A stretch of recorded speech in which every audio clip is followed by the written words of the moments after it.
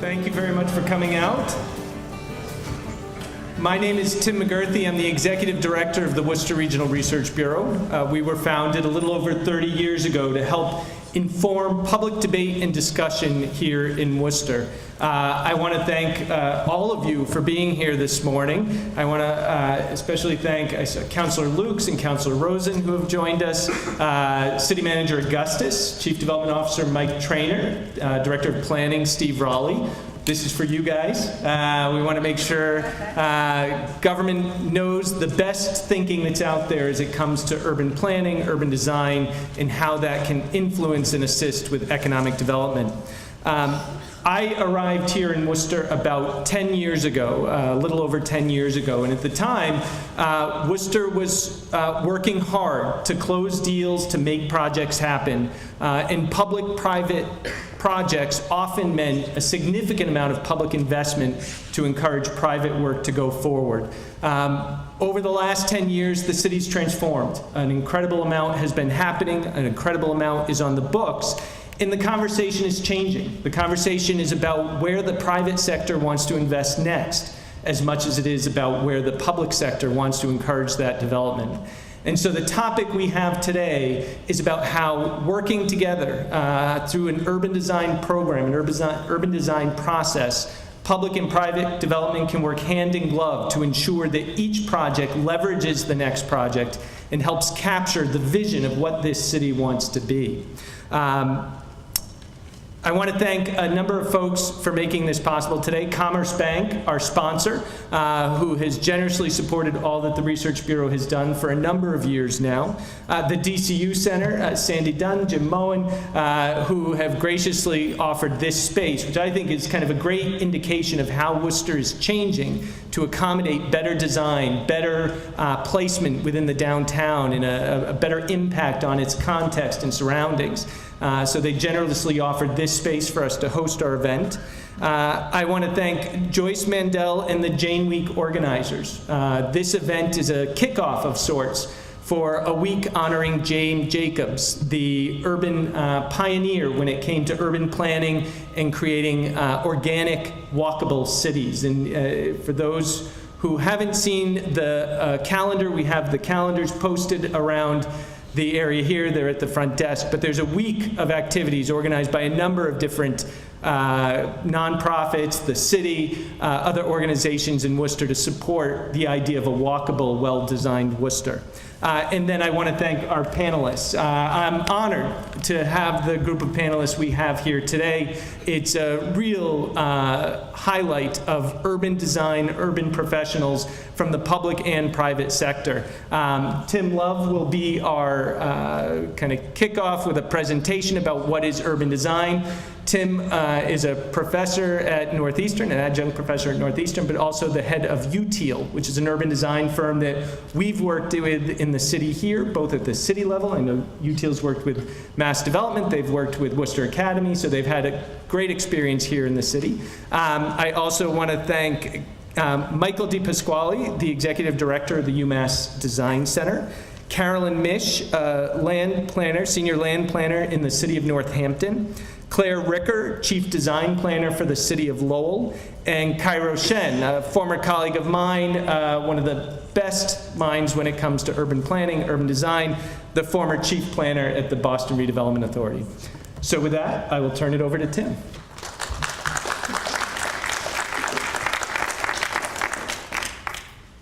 Thanks for having me, Tim, and inviting me. I'm happy to be here. Tim was a patron and a client for 3 or 4 years when he was with the city. We did some very interesting things. So I wanted to kick this off by explaining why urban designers have had a checkered history. It was urban designers, architect-trained urban designers who were the chief architects of urban renewal in the 1960s in Worcester. This is a before and after hovering over Worcester City Hall, looking towards the train station, before and after the clearance that happened with urban renewal. And actually, urban designers, Harvard-educated urban designers, were the chief architects of some of the largest urban renewal projects in the country, and in New England's 3 largest cities: Boston on the left, Providence in the middle, and Worcester on the right. And interestingly, I've worked on all of these projects to undo the damage that was done by urban renewal. I'm now working with the 195 redevelopment district and the city of Providence on a project, and hope to be working on the Wybosset Hill redevelopment area soon as a project. And we're doing the master plan for Boston City Hall and Plaza for the city of Boston. And I was involved with Tim on the Worcester stuff. So I think that's why urban designers are so annoyingly evangelical now about walkability and the goodness of Jane Jacobs, because we have this secret history. The other piece of this is that I did do some very targeted work in Worcester during the last development boom, just before the Great Recession, and it was organized around the first version of City Square, which was still in the works. This is a project I worked on in 2007 and 2008. I think the project was over in October 2008, just as the ceiling fell. But we did something that was very interesting. We identified, by walking around with Tim, the staff at the city, and Mass Development, and we identified likely redevelopment opportunities downtown. And the map shows both potential ground-up development in purple and buildings that we thought had the right bones to be repurposed mostly for housing. And we numbered those sites, and we created what we called a development catalog, which had a cut sheet for each of those sites in a book that we got published through this online publishing business called Lulu. And Tim had in his office the map on a piece of foam core and the development book there, so that when developers came in back then and said, "We want to develop in Worcester, what do you got?" He had a kind of easy tool to guide development in a location that made sense relative to a master plan we had done simultaneously with that. And our master plan, I don't have time to go through this in detail, was organized around where we thought pedestrian life and activation should be prioritized. Those are the black lines in this diagram. And then, with a little bit of controversy, we scripted the lifestyle along that sequence. And I'm showing you the unedited version where we had the after-work zone, and that couple silhouetted there. We had to change that for the final report. But we had an idea about leveraging entertainment and culture downtown with an idea about how that should work. And then we identified those areas in that network where redevelopment could help drive that. And then, again, this is a very fast story. We then did a detailed development test fit scenario to see if a life science company would come downtown. And so we did a scheme with the economists at Mass Development to figure out the pro forma for this thing with a parking garage and a downtown grocery store. So that's almost 10 years ago. So that's the Worcester story, and those that are in the city now that would like to hear more, I'm happy to meet with you about this thing. So I wanted to talk about what urban designers do versus urban planners. There's a lot of maybe purposeful confusion about that. An urban designer is somebody who does planning but has either a background in architecture or landscape architecture, which means that we conceive of planning through a more specific lens that gets into concrete decisions about the shape, form, and even the style of buildings and landscapes. An urban planner tends to have more of a policy background and thinks about the exact same set of issues, but with an eye more on code that's written more than diagrammed, and also thinks more about a kind of goal setting within a larger planning process. So these are the things that an urban designer does. We do planning. This is a diagram I made just for you. Urban designers either focus on public infrastructure, the public realm, or things that the city of Worcester owns, or urban designers focus on private parcels and what might happen to them. And then there are, through the process, several points of contact where we do work. We do planning frameworks. That can be, in some cases, no different than what an urban planner would do. We then do guidelines. I'll show you some guidelines in a minute. Guidelines shape either what will happen in the public realm or on private property. They're often just a soft sell that a city uses to say, you know, I know we have zoning, but we wish you would do this. That can be translated into zoning sometimes. Sometimes they're guidelines first, zoning later. We often do conceptual design for streetscapes and open spaces to help get Mass Works grants, where Mass Works grant helpers. And then we end up being usually on the engineering team when those grants are awarded. And sometimes we actually design the streetscape and actually design the public buildings and the spaces. So, and then you'll see that on private parcels, urban designers do the same things and then do development master plans for developers and then do streetscapes, open spaces, and buildings for private developers. But for public agencies, hopefully you can see that outline. We do all kinds of things. And most of what I do, my firm is more diverse than this. I'd say that 99% of my clients are municipalities and public agencies. The other weird thing about urban design is that urban design both looks at specific design proposals, and that's usually for building complexes of 1 building, 3 buildings, or up to 6 or 7 buildings, or we just design the framework for other people to design. And so, you know, we're either writing the rules, which is the game that other designers play, or we're actually doing the design, and I'll explain how that works too. For example, we did Boston's Complete Streets Guidelines with Tool Design Group. Those are a set of guidelines that are a kind of rule set when either developers or the city builds in the public realm. We're turning some of those into standards, which is a little bit the equivalent of turning it into zoning. So we're turning 11 of the guidelines into standards, which are not a wish you would do, but you have to do, and that process is ongoing. We often do projects, this is the downtown Boston waterfront plan, that are really more urban planning than urban design. It's really a connectivity, open space plan that is going to impact the municipal harbor plan and the things that developers have to do when they build along the waterfront.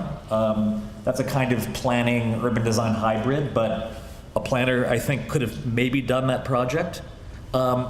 We did the Rose Kennedy Greenway Development Guidelines with Kairos as our client.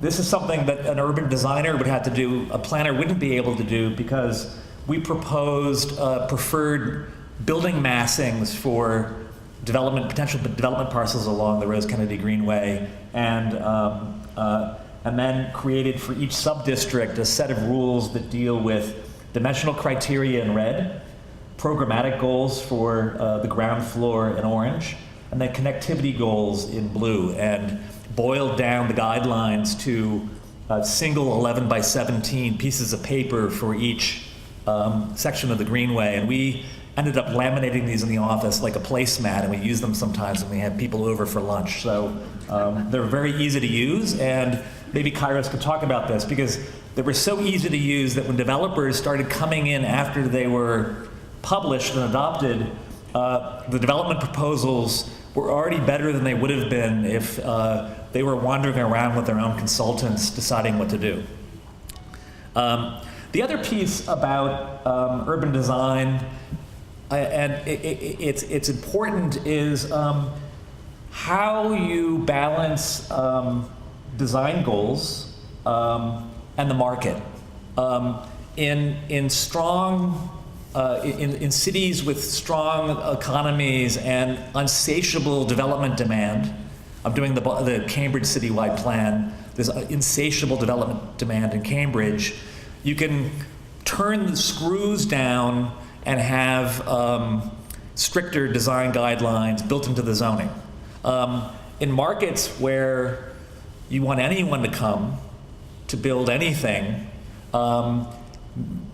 because there hasn't been development in a long time, design guidelines are typically non-existent or are very light or are negotiable. And in fact, even the city of Boston relaxed some of its design standards during the Great Recession. If you look at any development that was done between 2010 and 2012, more of those projects downtown have above-grade parking garages because the city was a little bit more desperate to development, and now that the market's strong, the parking garages are back underground again. So that's our canary in the coal mine in Boston. So if you see a building, it was probably built during a recession if it's got an above-grade parking garage. And then the code needs to negotiate between those things, but also policy that deals with larger issues. So this is the diagram in my head with any client I'm dealing with, which is, where are you in the Venn? So I wanted to show some projects to explain what I mean. This is another project I did with Kairos and his team back about the same time I was working with Tim and Worcester. It's a new design guidelines that are now as a new zoning overlay for the Back Bay. Our study area was the yellow area that you see. It's everything in the Back Bay commercial district that isn't in the Huntington Avenue Prudential Center overlay district, which has its own regulations. And at the time, there was a hodgepodge of overlays and zoning that meant that everything that was proposed in that district was a fully negotiated project. So we set this up as an urban designer would, and not a planner or a lawyer, by just thinking clearly about the kinds of buildings you would build in the commercial district of the Back Bay, the famous high spine, which is that the buildings had a certain responsibility to the street, to ground floor uses, to a plinth that would help get high rises to work well contextually with existing historic buildings, and then the skyline, the tower, which is where the money was. And the result of that was a super simple diagram that became the basis for what you'll see in a minute was form and performance-based guidelines, which is that there should be rules about what happens at the base, the kind of active edge. The plinth should do the good thing that it needs to do as a kind of infill project. And we didn't care what the tower was as long as it was set back from the plinth and didn't cast shadows on the common or anything else. So by separating these, we were able to have an excellent public discussion about why density wouldn't necessarily be bad in this district. Now, what's important when you're doing any kinds of guidelines that start to drill into form is you have to make sure your guidelines understand what the market wants to build. So this is a developer's daydream. You know, you say office building, the blue floor plan that you see on the left is what a developer's thinking of. It comes in certain sizes. It doesn't come any skinnier than 120 feet. You think high-rise residential, it's 65 feet wide. It's got limits of its length. That's what it is. You've got a fancy residential building, a point-load residential building. It can maybe be square, and then hotel guest towers come in their own flavor. Whenever we do planning for municipalities, we make sure this stuff works. We don't say, oh, it has to be 4 stories and brick, and because then development doesn't happen.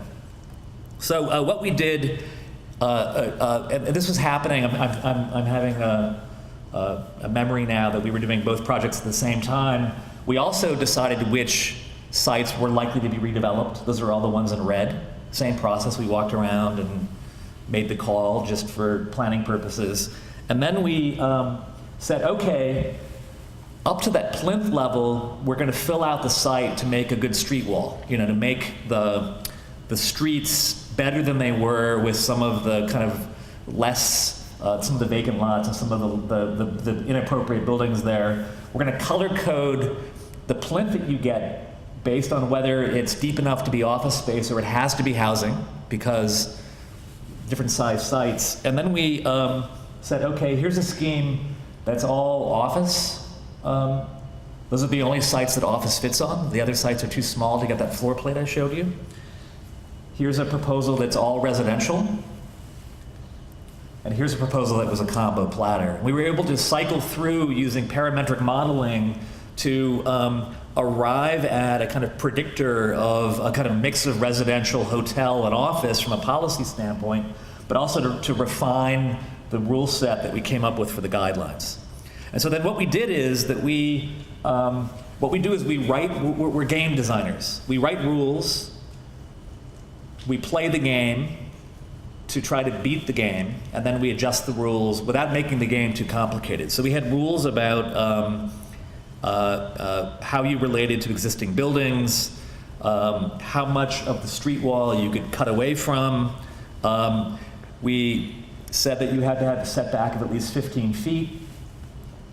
You couldn't have a tower longer than 220 feet. You wouldn't get a big wall. These are all very permissive rules, by the way. You're probably thinking, oh, they're so mean in Boston. But these all work with the orange and the blue shapes I was showing you. And then we said, we don't care about the tower. So what we're going to do with the tower is we're not going to set height limits. We're going to set a floor area ratio as a limit and let the market figure out how it wants to deal with the ultimate density. And so with an office building, which is a bigger floor plate, you're going to get lower buildings, right? And with there's a chubby office floor plate. But for residential buildings, you're going to get a taller building because they don't use that whole area. And so you get variety de facto by letting developers decide the use and kind of pour into that total available gross floor area. And you could even do a luxury tower, and that was it. And so that became the rules that became the guidelines. This is a summary. We then set FARs across the district, mostly by testing the impact of the FARs back on some of the shadow laws. I can't remember, Kairos, why we picked these FARs, but politics, the advisory committee. And the entire code guidelines are on one sheet.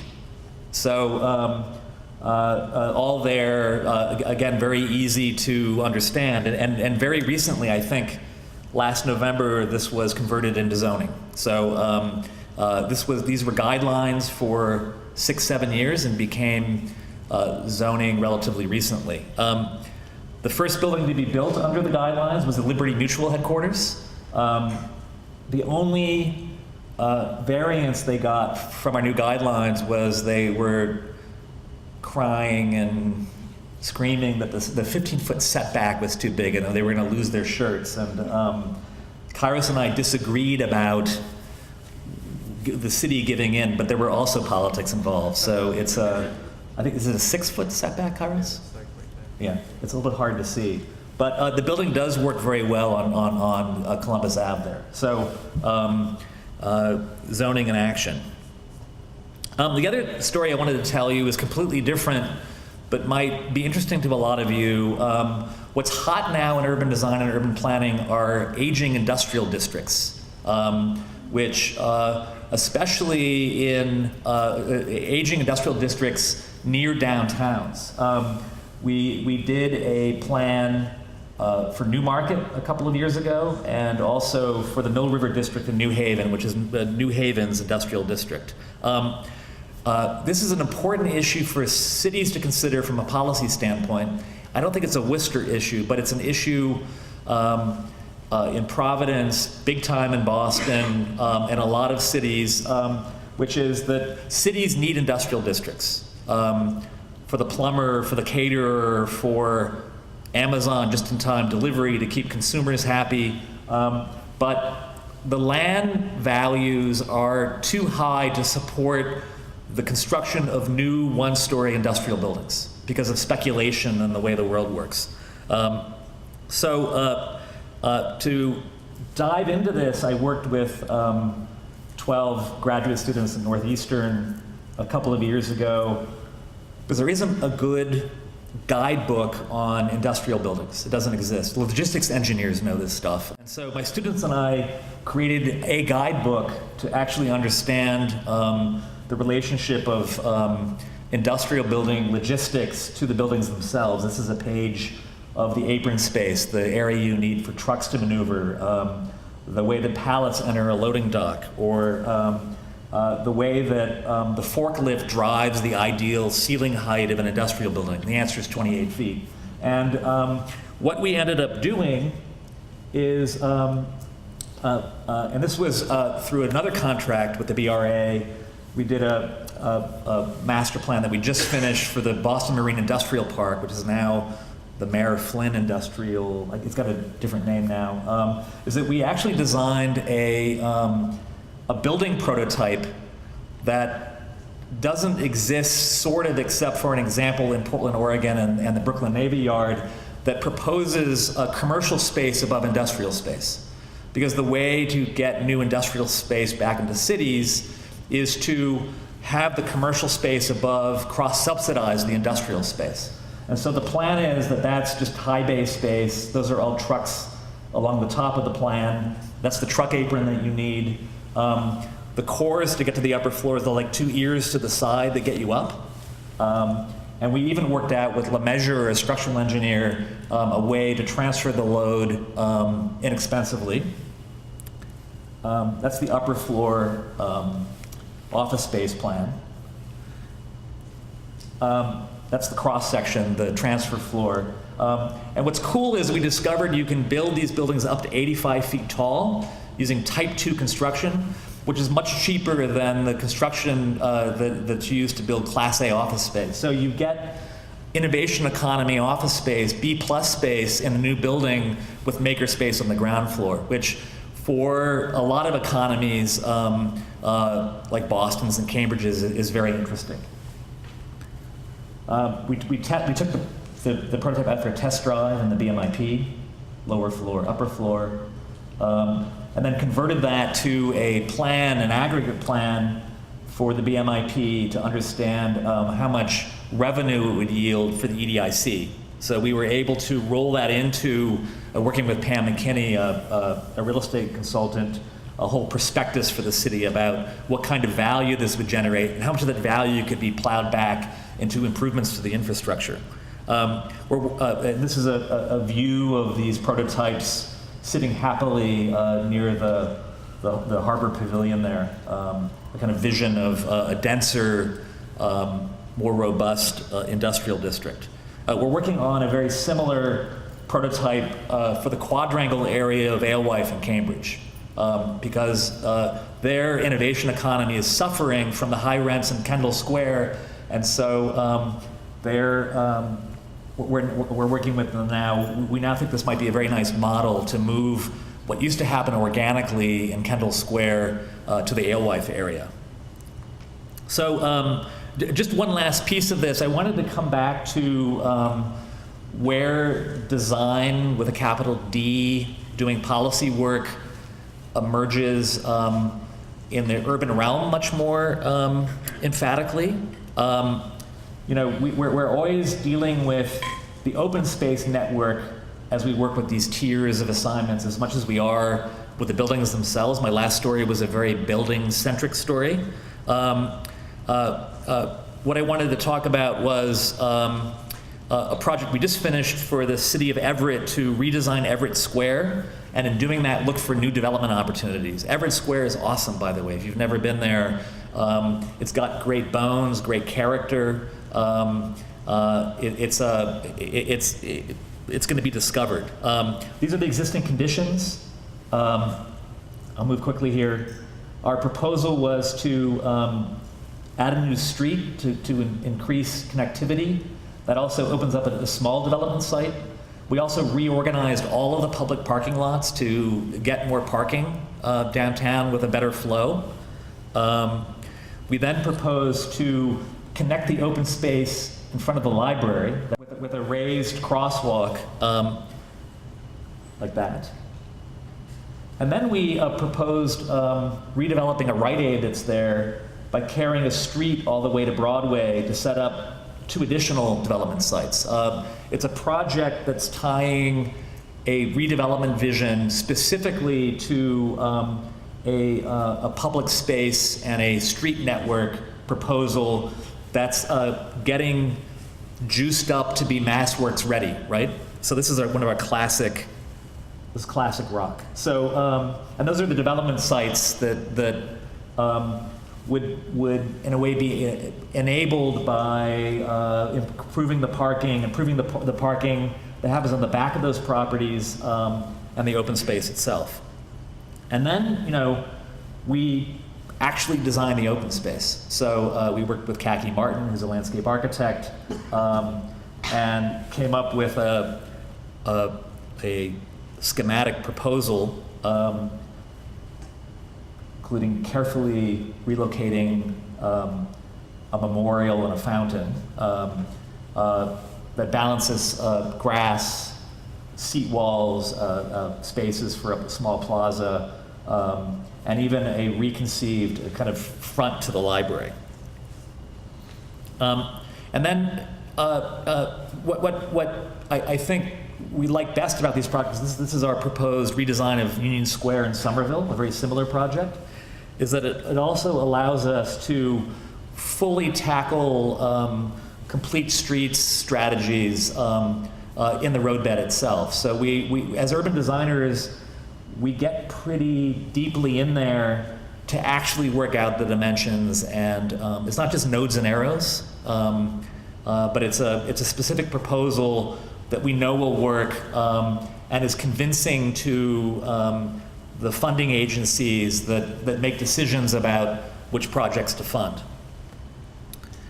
I also do public architecture itself. When I was at my previous firm, I designed the subway kiosk in front of South Station, the Alston branch library, the pavilions at a park owned by Massport in South Boston. And more recently, we did the, whether you like it or not, the 85-foot tall electronic marquee in front of the Convention Center Authority, and the Harbor Island Pavilion for the National Park Service. So it's for us and for me, it's a continuum from planning all the way to the actual kind of final quality of the urban realm, and how those pieces all fit together. So I'll leave this up maybe for our discussion then, kind of, I don't know if that's the right diagram, but I think we're gonna sit up here and do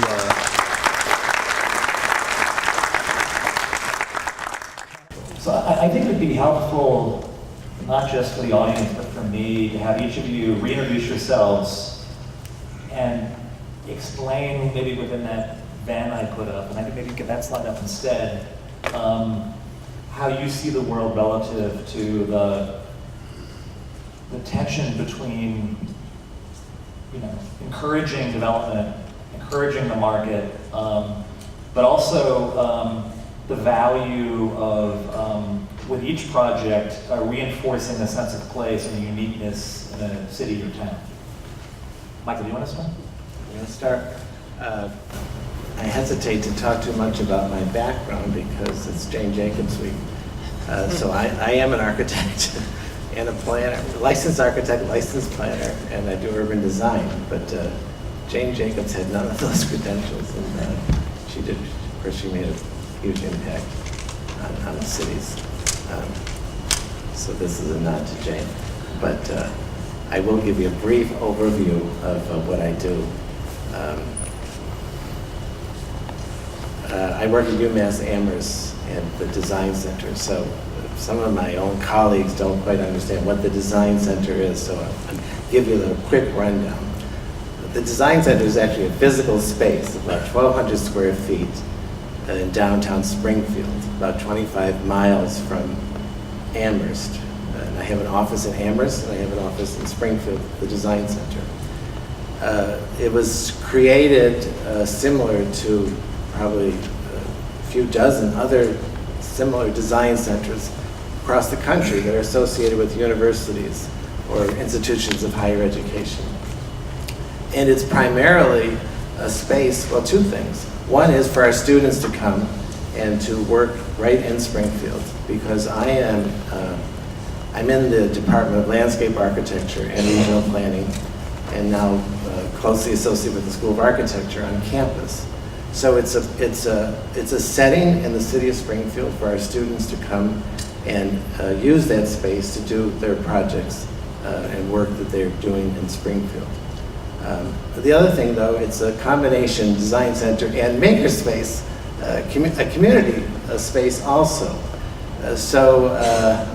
And we did that primarily because we couldn't get our students down there every day, but we opened it up to the community, and they, when we're not there, or even when we're there sometimes, they're using it. So I drive by it frequently at all times of the day and evening, and it's very well used. The best part is, well, one of the best parts is we occupy a formerly vacant space. That was one of our goals too. So getting a little bit ahead of myself, I wanted to step back briefly. Outreach, and I also work for UMass Extension, which is part of UMass since its founding as a land-grant institution. So UMass from the 1860s has a history, initially primarily working in the fields of agriculture and farming. We have a history of, and part of our mission is to work outside the university and communities, really all across the state, but mostly in Western Massachusetts. So when I started working in the department, about 10 years ago or so, I worked for Extension, as I still do. I actually split my time as Extension employee, but as a UMass assistant professor.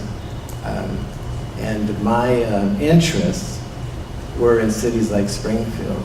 So I had gone to the University of Detroit as an undergrad and had worked at the design center there. So I proposed this idea. And Springfield is on the radar of some years more than others, but it's always lurking in the background and sometimes in the foreground of what UMass is doing, both in terms of extension but outreach in general across the university. So there is a lot of emphasis, focus on ways to have the university work more in Springfield. So we proposed a design center. We didn't have any physical presence in Springfield. Certainly our department didn't. So we proposed this as a way for students to be able to really work in the place where a lot of our projects were starting to happen. So we do lots of work in different cities. Some of it's planning, some of it's architecture, but more and more we find that cities and towns, similar to what Tim was saying, are looking for proposals to revitalize these places through urban design. And then lastly, I guess, is just an intro. The Design Center also combines my own interest in research in post-industrial, post-manufacturing, legacy cities, gateway cities, they're called lots of different names, so that it combines, so we saw a lot about work in Boston, for example. So our work in the western part of the state is very different than the kind of challenges that face Boston. Our research, though, tends to be, at least what I do and with my students, we're focused primarily on smaller or mid-sized post-manufacturing cities, we're calling legacy cities, and ways to revitalize them.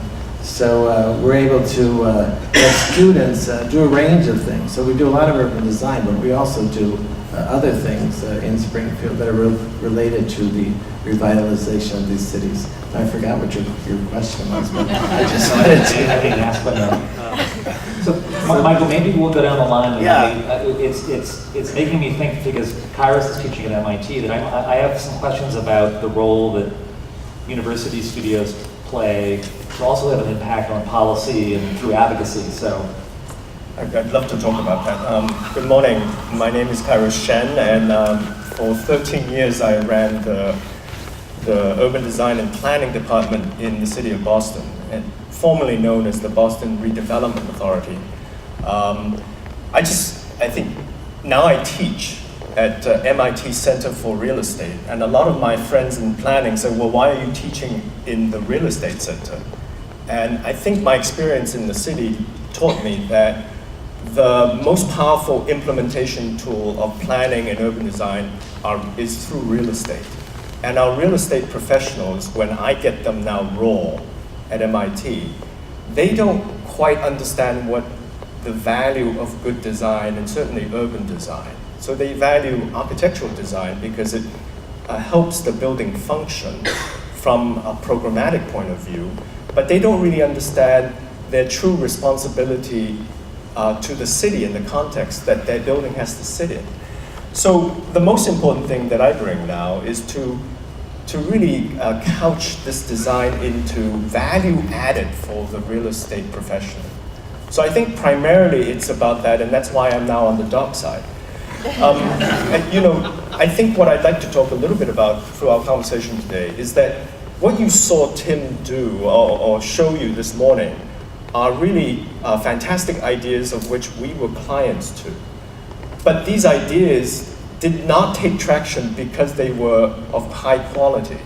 I mean, the fact that Tim is in fact brilliant doesn't mean that all the real estate folks will say, oh, you're brilliant, we'll follow your rules. So the question is, what's the carrot for the real estate developers to implement these great regulations and guidelines that we have? And in fact, I think, Tim, you described it as politics, but what he is really talking about is what the stick is. Like, how do cities and governmental authorities then say, if it's an unwilling development community, how do you get them to go along? When I was working in the city, actually, my daughter wasn't born, but if I had the experience of being a father, I think I would have been better at doing my job than I was when I was in the city. The last thing I would say is that, well, so what's the investment that the city, so what you saw today primarily is Tim showing you, well, what is the expectation from the private sector to contribute to the city? But what is the investment that the city needs to make? Now, in Boston, we had a 60-person plus or minus staff in the planning department. And the urban design staff was approximately anywhere between 12 to 15 or 16. And, so the city has to show that it's dedicated to improving the quality of design so that you can work with the developers. Because the developers, when they show up in your office or in our offices, they're bringing in, every meeting was $10,000 worth of consulting fees. And if you're showing up on your side and you say, well, here's the code book or here's our guidelines, without having professionals on your side to say, look, we're here to work together, it's not going to work. So it's in a way, I have the rule book for my daughter, which is to here are the things that you need to do. But you have to demonstrate that you're not just applying the rules, but that you're willing to negotiate and are actually willing to compromise. And I think the canary in the coal mine about how much parking comes out and how much parking goes underground, that's just one example. But you heard also about the 15 feet becoming 6 feet. And these are the kinds of things that actually good urban design and dialogue between the private and public sector can achieve. So I've gone on too long already, but I'd love to sort of engage in some of this dialogue. And oh, by the way, last thing. In the real estate program that I teach, the question then is, well, how do you monetize? How do you show that hiring urban designers and working with the city is not just a cost, but how do you actually monetize that? And we are now beginning to develop ways for the real estate professionals to actually monetize this in additional rent that you can charge. So when you have an active ground floor, a beautiful park across the street that your neighbors also contribute to because the city ask them just as they ask you to build, you can actually get it back in higher rents. So anyway. Yeah, just a quick comment. I don't think when developers come from out of town or to work in a city, I'm the 195 Redevelopment District's on-call urban designer now in Providence. A lot of it, very early phase, is just naivete about what the issue should be, because to get the basic diagram right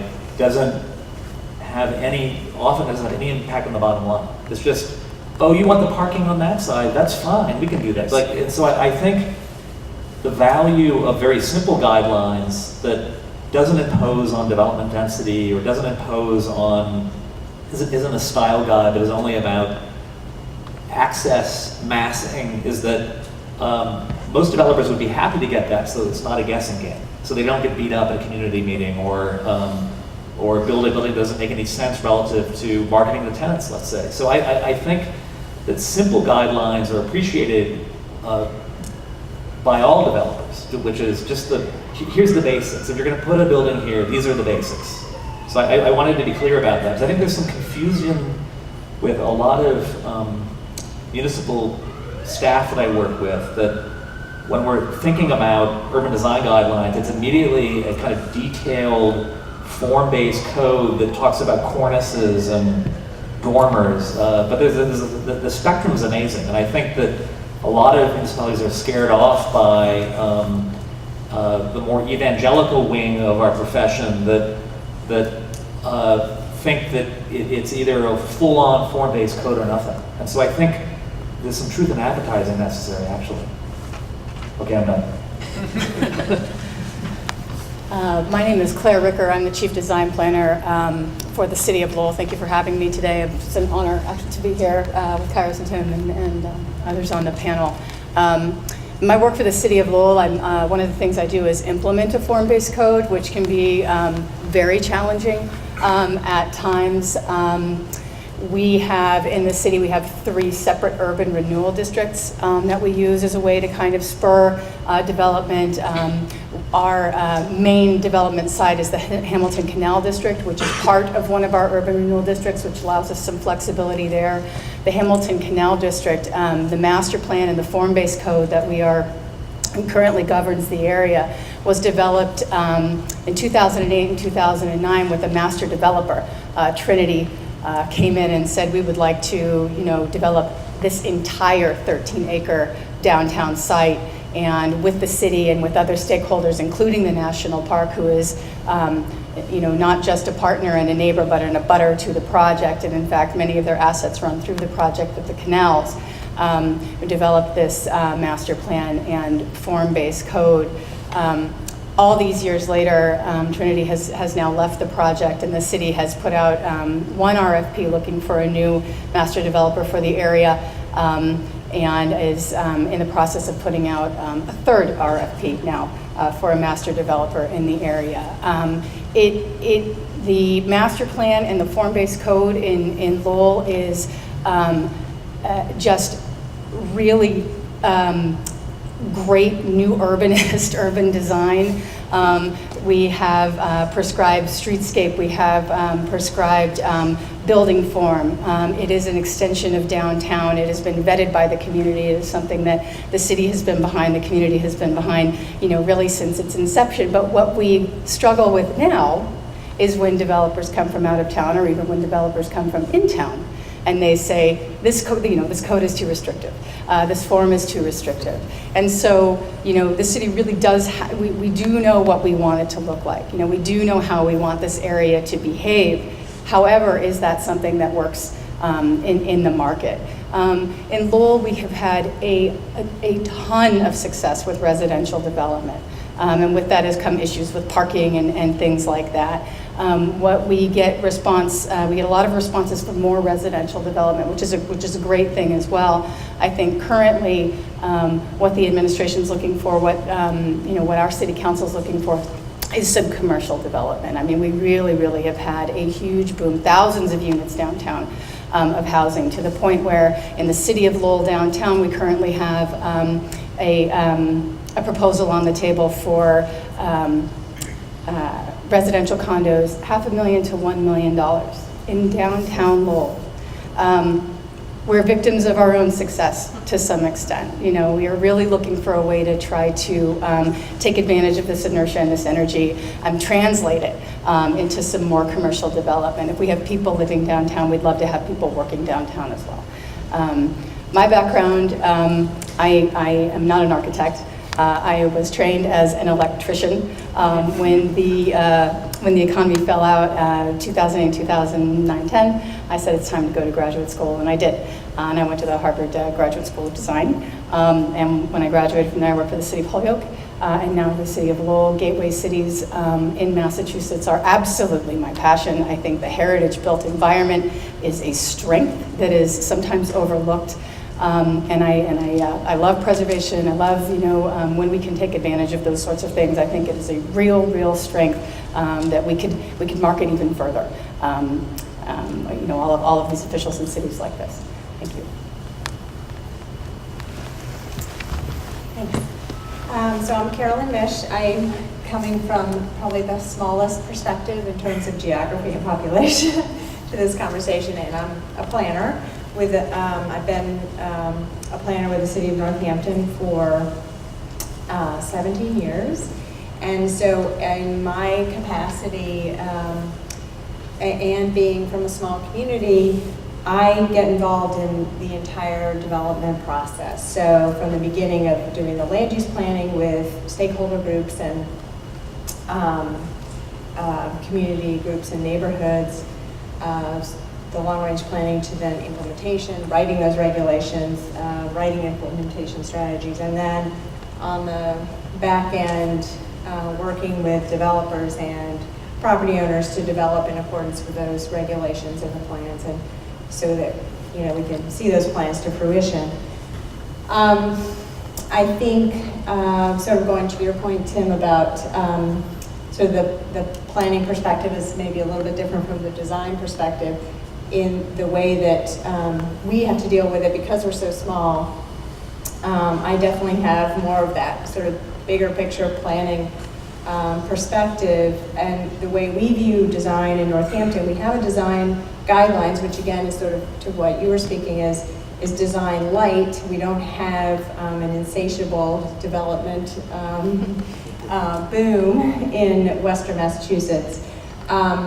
But we also care about design and care about what the ultimate build out looks like. So we've had design guidelines, which are architectural standards, or architectural guidance, as opposed to an historic preservation district or historic preservation standards. And the community has embraced that. It wasn't easy from the beginning, but now 20 years on, it's considered part and parcel of what's required in the downtown, and it has focused mostly on that private realm as opposed to the public realm. But we look at design and the requirements as part of the overall package of creating a sustainable community, and that's to help with economic development, housing development, the whole piece of trying to create vibrancy in our core area so we can continue to attract business and housing, and then sort of be able to protect those outlying areas, because we want to have those spaces where people want to be and invest. And so that's really important for the city of Northampton. We're just now looking more at developing a plan for that public realm, which is the streets and the sidewalks and the crosswalks and we've been able to. Luckily we didn't have the same mid-century urban renewal devastation that some of these other bigger cities have had. So we've been able to work within the existing public realm. There haven't been huge gaps in the fabric or breaks in the street network. So there hasn't been such a need to address that, but now we're finally able to start to put those two pieces together. So we are investing in a streetscape more and more, and going after those MassWorks grants to do that. I don't know why I didn't meet you when we did the Roundhouse study for mass development a couple years ago, but yeah. So one thread that I think we could get a conversation going about is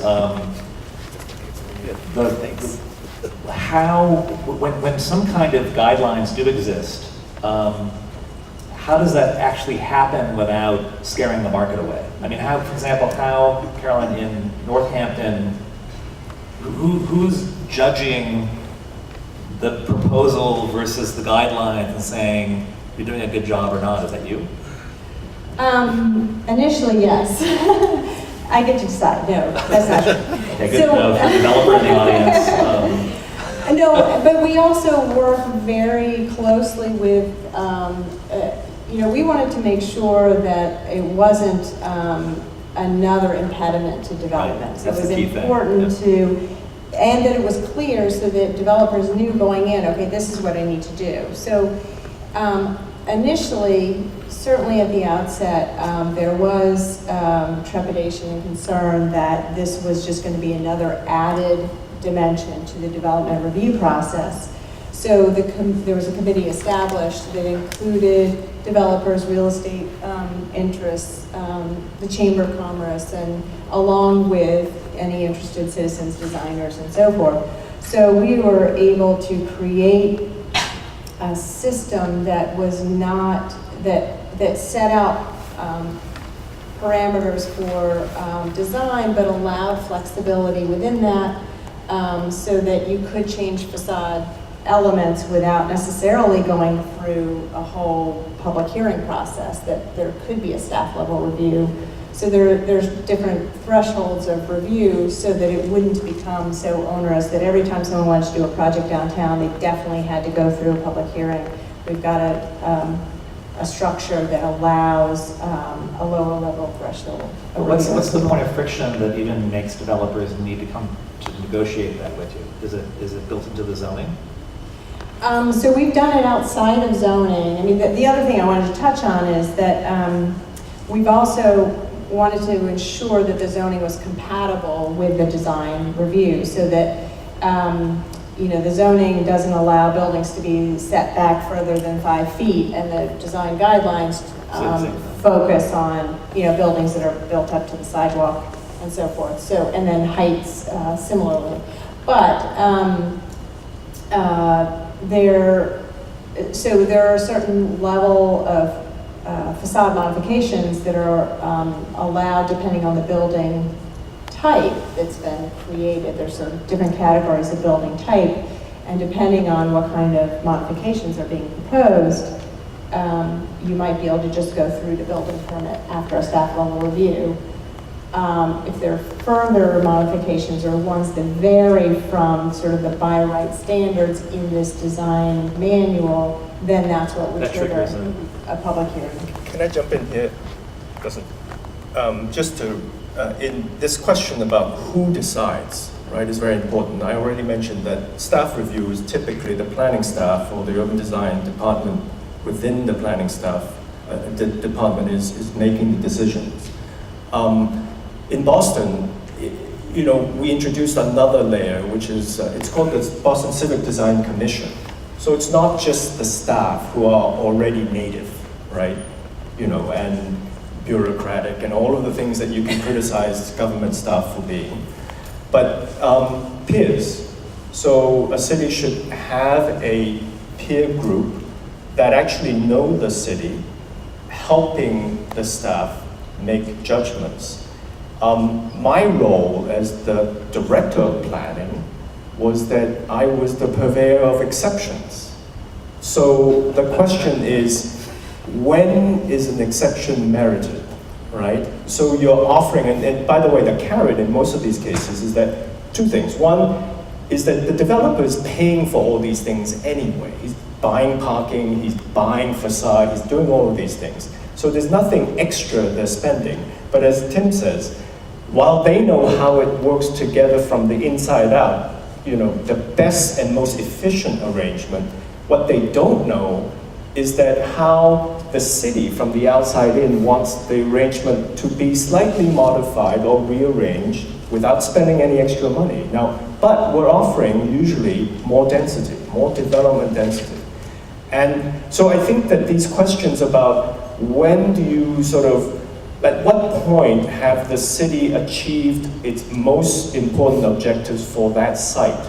And what are some of the extras that, you know, it would be great to have, but that because the objective is to get not just that parcel developed, but the two other parcels across the streets to develop, and you want to set the right tone for the kind of treatment and the welcoming that arms that the city has for development, to say, look, you know, we're patient.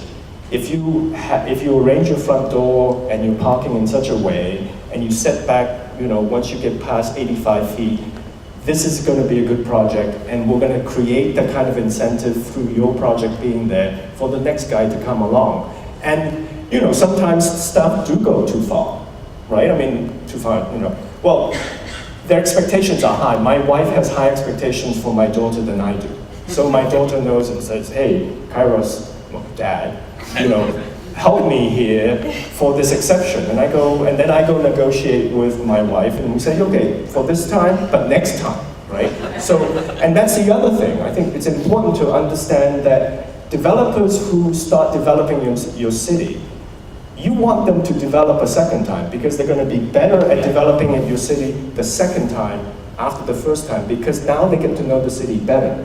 So I think, you know, I haven't been to Worcester for many years, but I would have to say it's beginning to aggregate to something. And I think the thing about it is because you want these investments to be made over the long term, and reinvesting developers who have success here to continue to reinvest, so they become invested in the urban design project that you have as a city. So you want to make sure that all of these things are built in within the structure of how you administer not your zoning code, but your urban design guidelines. And I think it's important to say that guidelines are just that, they're guidelines. I know there's always a tension between the development folks at a city and the planning department, but the risk of too permissive in terms of design quality and urban design logic, and too permissive of an environment is a building goes in, it's a turkey, above grade parking,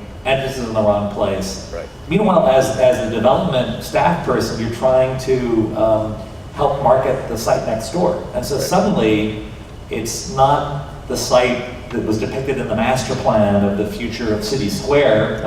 It's a bad example because I think things are going well here. But it's next to an out-of-the-box, you know, hotel franchise with a parking garage that faces the other piece of the puzzle. So I think that some minimum urban design standards are necessary through the development process to actually add value to each project, which is good for the development community, it's also good for the city. So you have to be very careful about the first project, and it's very hard to be patient, right?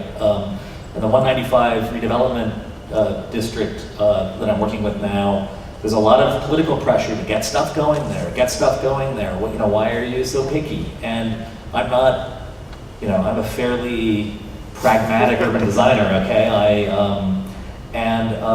There's been some tough choices early on about some of these early projects, which is this kind of out-of-the-box stuff, which is going to affect value long-term. It's an important point. Can I jump in with a couple of things and maybe slightly change the discussion a little bit, especially given my experience in Springfield. So this talk of developers, you know, is almost, unfortunately, non-existent in Springfield. The biggest development project is the MGM Casino, which has taken any staff time that's available from the planning department. So the Springfield planning department is tiny, and there are no urban designers, there's planners, and a lot of their attention is being put towards making sure that that casino is built according to the legal documents, you know. The other thing I forgot to say though, so the urban design and the value that the city placed on it, I think, shows itself in different ways. And one way I forgot to say is that the city of Springfield funds our little design center each year they use $10,000 in CDGB block grants. community development block grant funds to fund us, as does Extension. So, and the things that we do, because we don't have a lot of developers beating down the door or even in the wings, really, we're looking at public space. So when Claire, you talked about the gateway cities, so that's also kind of city I love. And I've worked in Boston, Worcester, and now the Springfield area. All interesting places in different ways, but other places too. So what they have is these tremendous assets in infrastructure and public space. Some of them have been modified, let's say, over the years because of urban renewal. But a lot of our work is to show the city how they can, since there aren't a lot of development projects in the pipeline, how the city can leverage their existing resources and infrastructure. And it often is riverfronts and public spaces and building stock.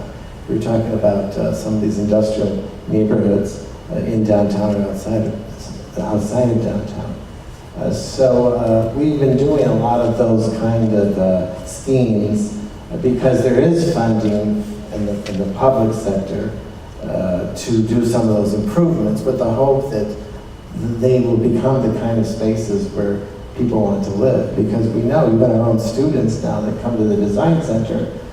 They're the target audience, to live downtown in Springfield.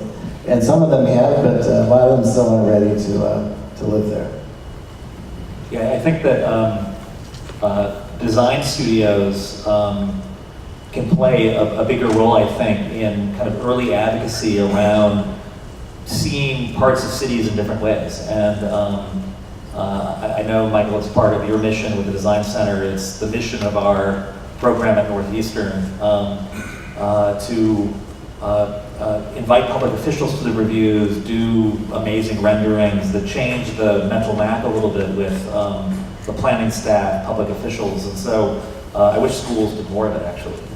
It's important. But you're right also that as an urban designer, we do two very different things. We make proposals in the public realm that are part of a funding stream, and we do design guidelines or a new zoning overlay that affects the public realm, but always around a vision that we work on that makes sense of the two together. MassWorks funding now requires some development project that touches the site to be in the pipeline and provable. You have to, I've been working with the city of New Bedford now on improvements to Union Street. But as part of the grant application, the city had to prove that a hotel is going to move into and repurpose a building. So even funding for public work now requires a master plan that puts what are really kind of two halves of our practice together. Claire, does that sound familiar? Yeah, that's very familiar. In fact, I want to say a couple things about the form-based code you asked, about design guidelines and who reviews. I think that the carrot in our code, and maybe I was a little too harsh on it in my introduction, if you were a developer coming in and say, what can I do in this area? We can point to, if you do this, you can be in the ground in 30 days. There's no review, we'll look at it, for conformance with the form-based code and with the even the use, I think, is far more flexible than the code. However, you can start building. That's really our carrot, I think, with that sort of strict guideline. Because we master planned, because we have this code, we are actually very lucky to receive, in the last 2 cycles, almost $10 million in MassWorks money. One is part of mitigation for this plan. Full build-out of this plan obviously is going to have huge effects on transportation in and out of Lowell. So we received some money to do actually, interestingly enough, a street widening project that's going to lead to sort of a road diet project coming into the Hamilton Canal District. We also have an urban renewal legacy that has left us with tremendous amounts of right-of-way in really funny places that we have to find a way to deal with, and maybe not the right-of-way or the access that we would want in others. So that's one. The other grant that we received is, in fact, to do the infrastructure in the Canal District as planned. It will leave us with parcels that are smaller, that may not be so conducive to great big commercial floor plate, development. However, this is the plan we have, and this is the plan that we're moving forward with. We use that MassWorks grant to leverage an EDA grant that is going to build us the bridge that will finish all of the infrastructure in the district. I mean, we are really using public plan, public realm, public money to spur what we're looking to get downtown. I mean, we're still, working with the plan that we have, but even having the plan in place has really helped us, make the argument to get these funds. And in fact has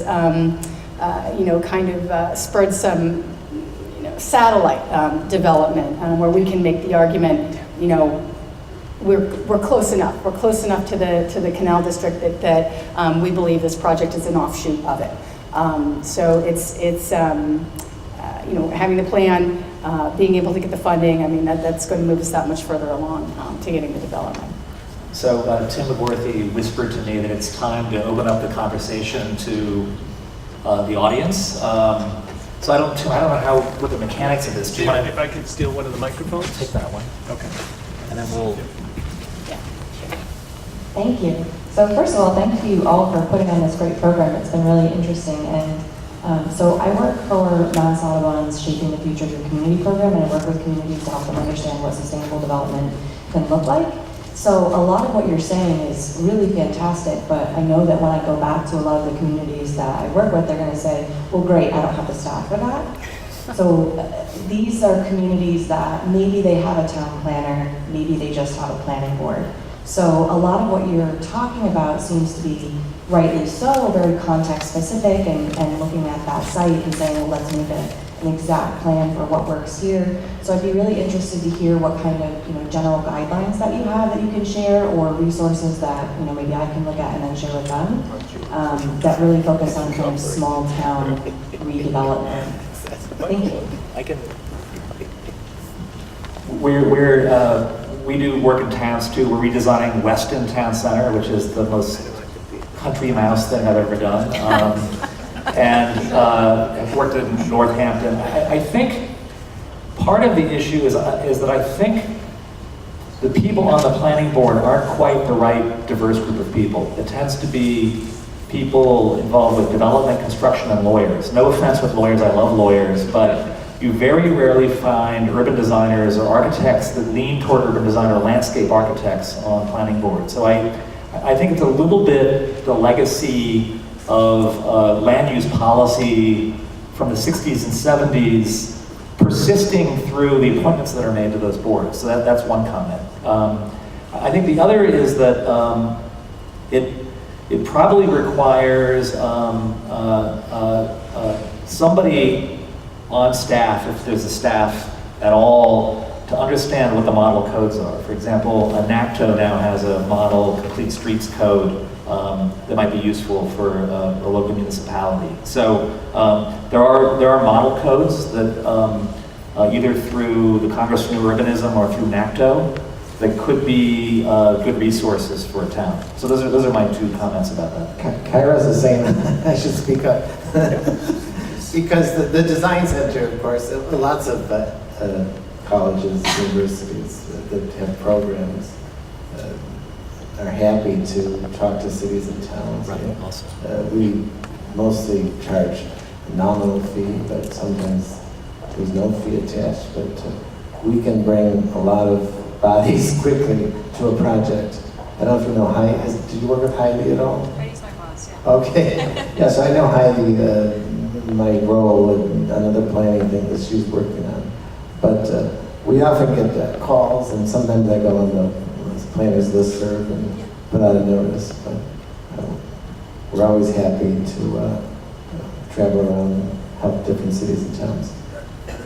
I think just to add quickly to that, you mentioned the planners listserv. I think municipalities around Massachusetts are happy to share their codes or their strategies with other communities. So I think that's a resource. I think I should put together a resource kit for towns. Maybe I'll maybe Kairos will team on that here.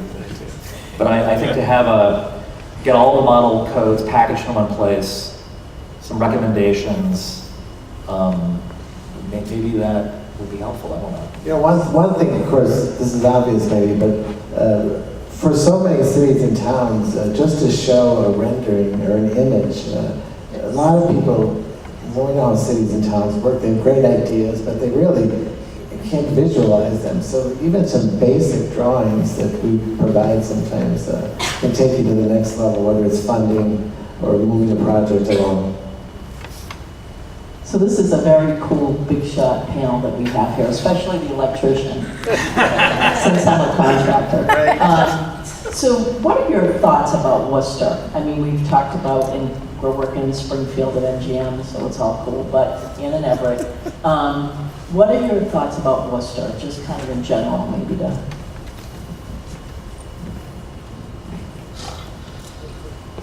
Well, I still don't understand why nationally Providence has a better rap than Worcester does. It makes no sense to me. And so I don't know if that's self-inflicted. We tend to in Massachusetts, the Rose Kennedy Greenway wasn't as good as Millennium Park. No matter what you're doing in Massachusetts, there's a funny complex that we have. And I don't, right? Like Michael's saying yes. But I think the reconnection of the common to the train station is a game changer. And I think that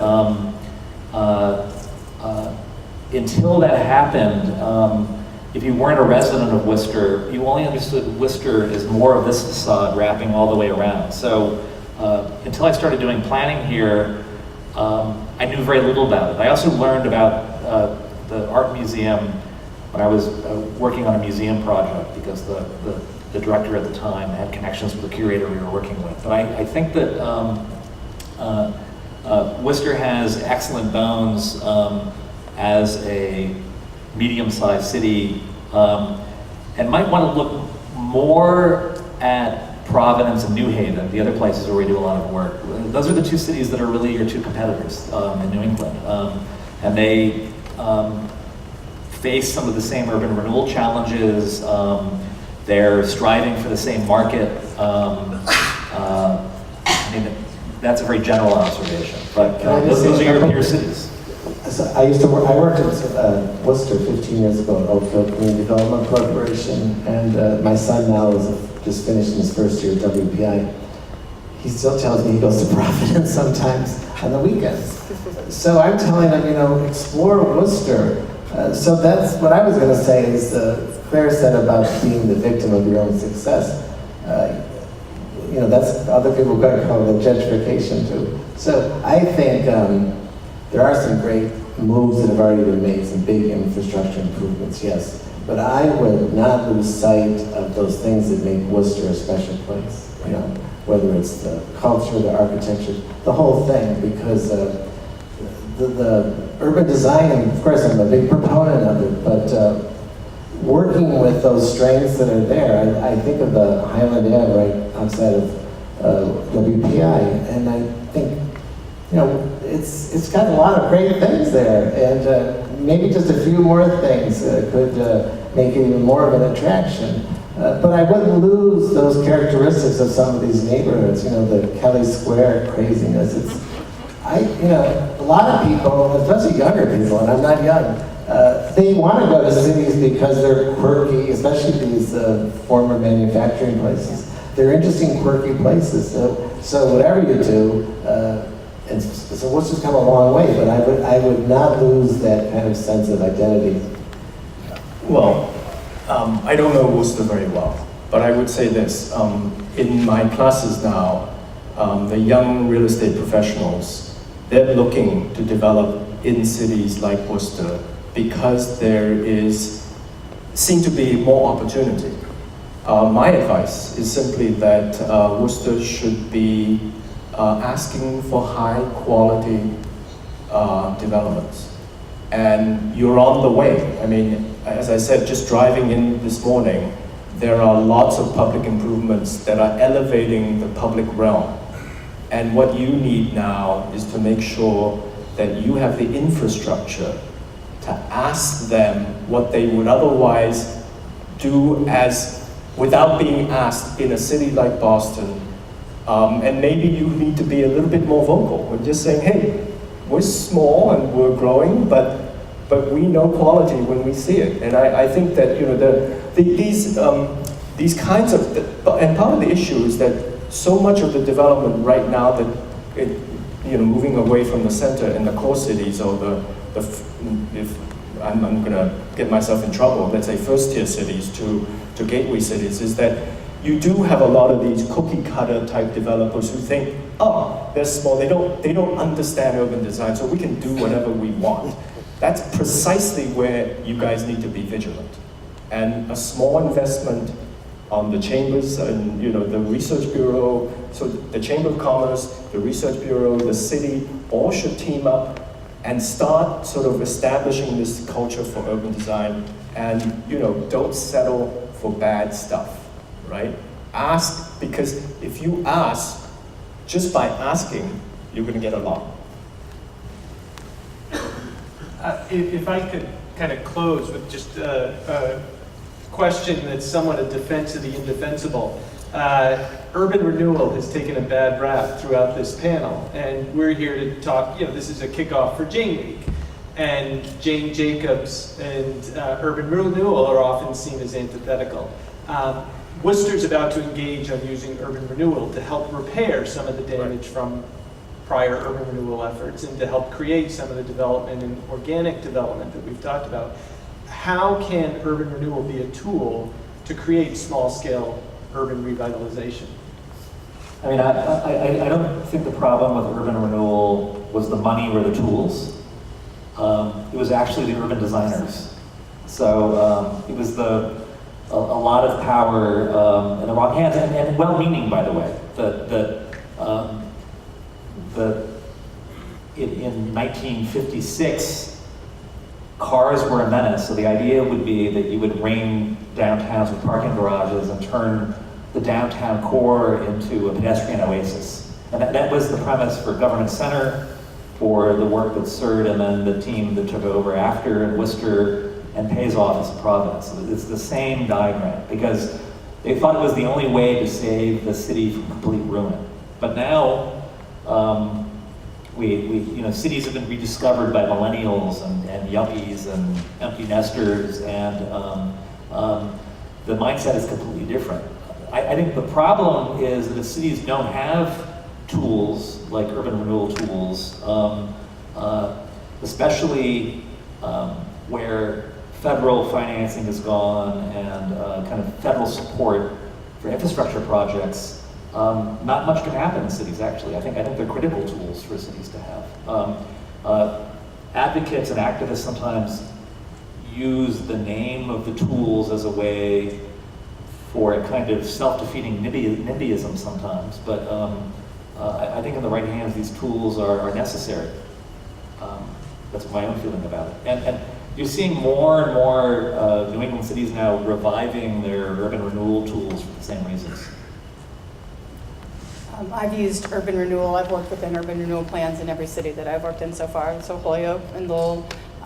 We've talked, when I did Gateway Cities Studio when I was in school, and we talked about using urban renewal as a tool. I think the single most effective part of urban renewal is that you can do land sales, land transfers via land disposition agreement. It's not a purchase and sale. And so you can make, you can ask for what you want when you transfer the property. You can put in clawback provisions. You can put in performance measures like you need to pull a building permit in a year, things like that. It allows far more flexibility on the part of the city to do these things with their land in order to get really positive action.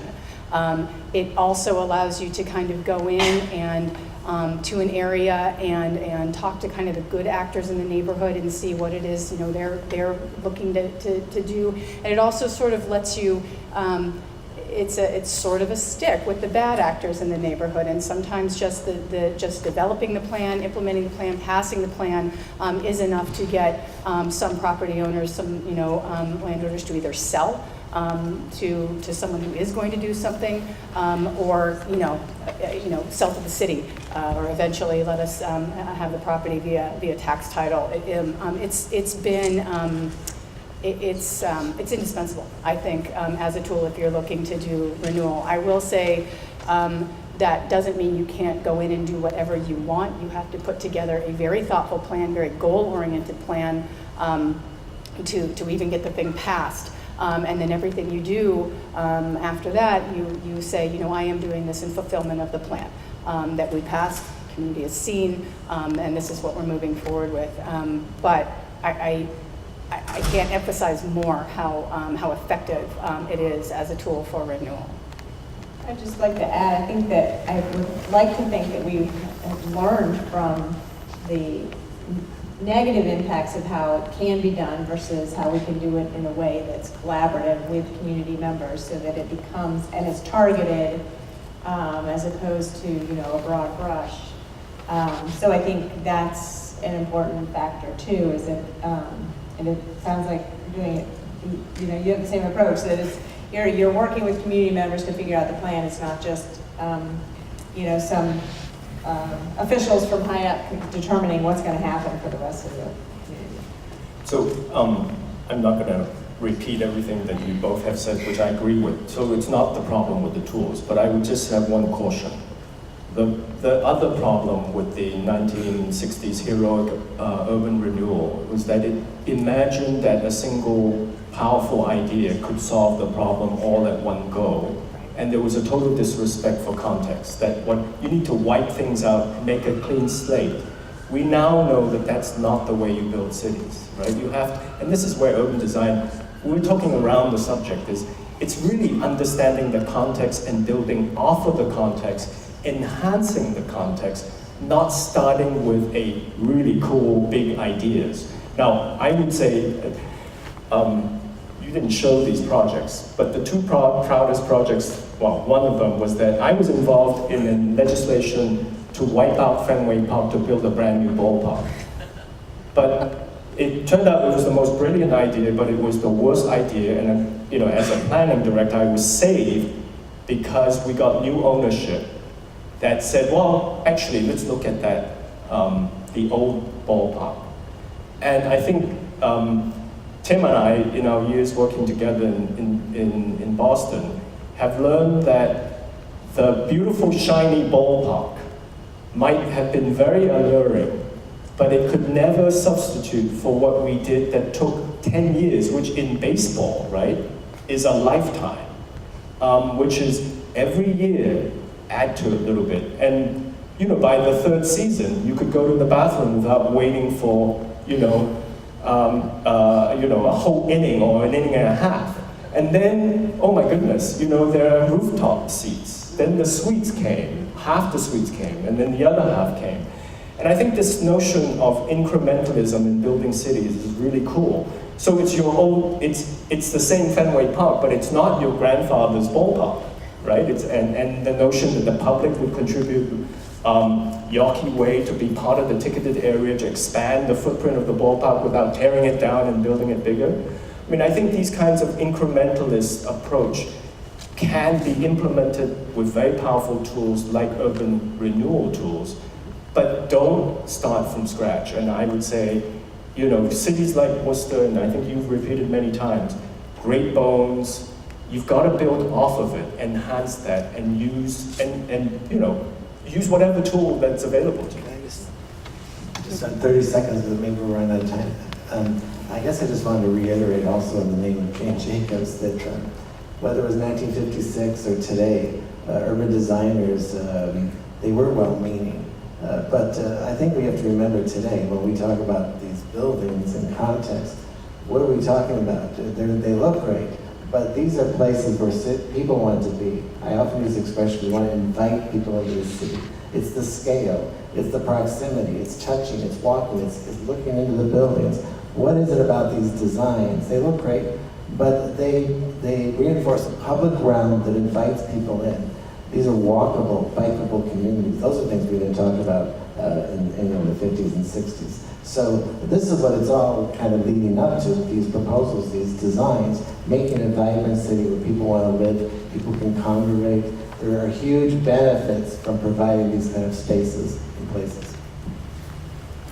I just want to thank you all. This was a great panel. Tim, thank you for your presentation, a great presentation. But you were a perfect kickoff for Jane Week, and thank you for your inputs. And we're going to hear a lot about these types of topics all week long, so thanks.